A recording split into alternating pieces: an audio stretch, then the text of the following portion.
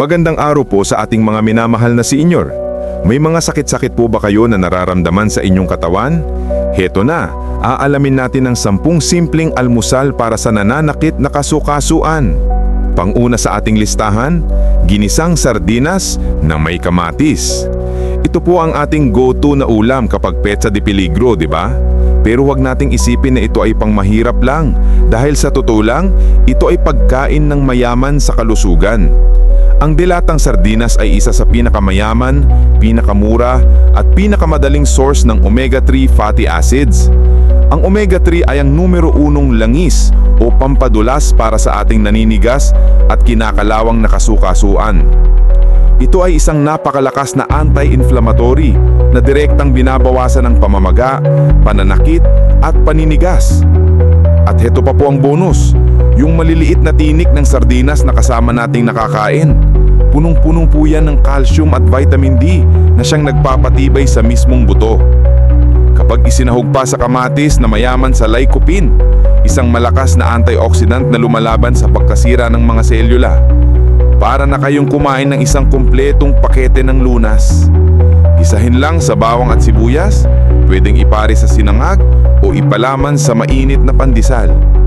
Isang almusal na hindi lang pampabusog, kundi pambuhay din ng pag-asa. Pangalawa sa ating listahan, tiyaan ng luya o luyang dilaw. Bago kumain ng kanin, simulan ang araw sa isang mainit at nakakaginhawang tasa ng salabat. Kung ordinaryong luya ang gagamitin, para itong hot compress mula sa loob na nagre-relax sa naninigas na kalamnan sa paligid ng inyong kasukasuan. Kapag relax ang muscles, nababawasan ang pressure sa joints. Kung luyang dilaw naman ang gagamitin, ito ay direktang bombero na pumapatay sa apoy o inflammation sa loob mismo ng inyong mga tuhod at daliri. Ito ay dahil sa sangkap na curcumin na napakalakas. Ang pagsama-samahin ang dalawang ito sa isang mainit na tsaa o kahit yung luya lang muna ay isang napakagandang simula ng umaga para ihanda ang katawan, bawasan ang morning stiffness at bigyan ang sarili ng isang mainit na yakap. Pangatlo sa ating listahan, tortang itlog na may dahon ng malunggay. Ang itlog po ay may vitamin D na kailangan ng buto para sipsipin ang calcium. Ito rin ay may protina para sa muscles. Ngayon, para mas maging malakas at kumpleto, kumuha ng isang dakot na dahon ng malunggay na libre lang sa bakuran ng kapitbahay. Tadtarin at ihalo sa binating itlog. Ang malunggay ay isang superfood na puno ng calcium, magnesium at may halos 64 na uri na panlaban sa pamamaga. Sa isang simpleng torta, binigyan mo na ng kumpletong proteksyon ng iyong buto at kasukasuan. Hindi lang po pampadami ng gatas ng ina ang malunggay. Ito rin ay gatas para sa ating mga buto at kasukasuan. Mura na, napakadali pang gawin at siguradong busog ka.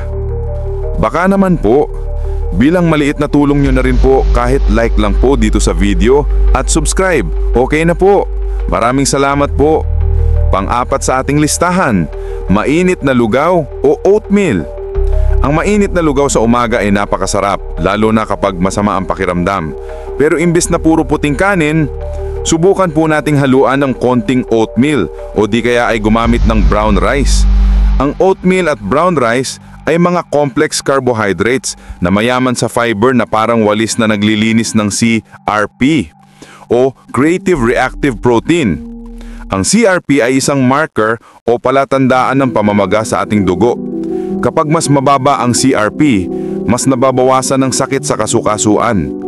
Ito po ay mabuti sa puso, sa tiyan at sa rheuma. Lagyan ng konting luya at manok para sa protina at mayroon ka ng kumpletong almusal na nagpapaginhawa. Panglima sa ating listahan, kinamay na saging o abukado. Ang saging po, partikular na ang saba o lakatan, ay punong-puno ng potassium at magnesium.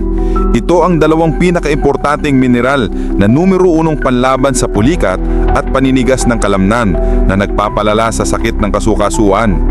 Ang abukado naman, na minsan lang sa isang taon, ay may healthy fats na direktang lumalaban sa pamamaga. Hindi nyo na po kailangan lutuin. Pwede itong kamayin lang o durugin na may konting asukal o gatas, pero mas maganda kung walang asukal.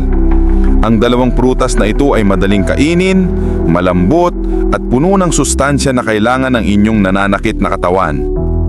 Pang-anim sa ating listahan, nilagang kamote o kamoteng kahoy. Imbis na kanin o tinapay araw-araw na parehong nagpapataas ng asukal sa dugo at maaaring magpalala sa pamamaga, subukan po ninyong mag-almusal ng nilagang kamote o kamoteng kahoy o balinghoy. Ang kamote po, lalo na yung kulay ube o orange, ay punong-puno ng anthocyanins at beta-carotene, mga panlaban sa pamamaga. Mas mataas pa ang potassium nito sa saging, kaya mas malakas itong panlaban sa pulikat. Busog ka na hanggang tanghali, nakagamot ka pa ng sakit sa binte. Ito ay isang almusal na mura pero mabigat at siksik sa nutrisyon. Pang-pito sa ating listahan, isang hiwa ng sariwang papaya. Pagkatapos ng inyong almusal, ugaliing kumain ng isang hiwa ng papaya.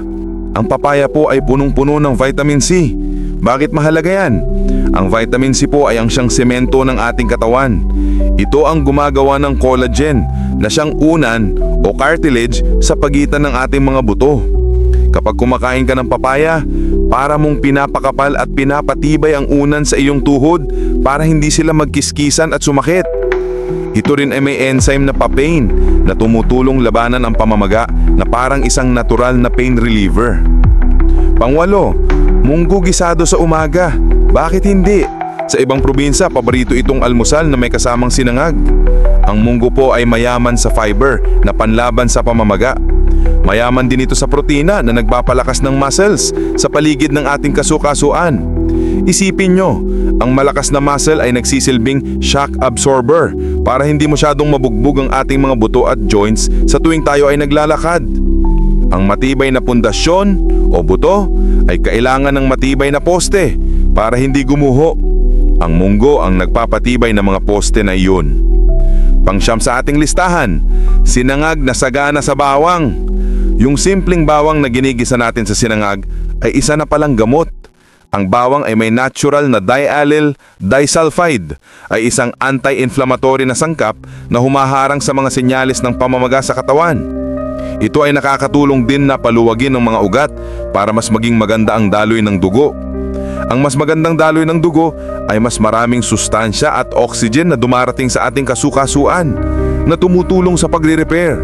Kaya sa susunod na magsasangag kayo, huwag pong tipirin ng bawang. At ang pang-10 sa ating listahan, isang tasang mainit na low-fat gatas. Ito po ang classic na payo ng ating mga lola na sinusuportahan ng science. Ang gatas ay punong-puno ng calcium at vitamin D na siyang pagkain ng ating mga buto. Isipin po natin, kung ang pundasyon ay mahina, kahit gaano kaganda ang bahay, madali itong masisira. Mas matibay ang buto, mas maganda ang suporta sa buong katawan, at mas nababawasan ang sakit na nanggagaling sa buto. Piliin lang po natin yung low fat para hindi naman tumaas ang ating kolesterol. Isang mainit na inumin na nag-aalaga sa buto at kasukasuan. Ayan po, 10 simple, mura at siguradong makikita sa kusina ninyong mga almusal. Tandaan, ang unang kinakain natin sa umaga ang siyang magtatakda kung ang araw ba ay mapupuno ng sakit o ng ginhawa. Salamat po sa inyong panonood at God bless!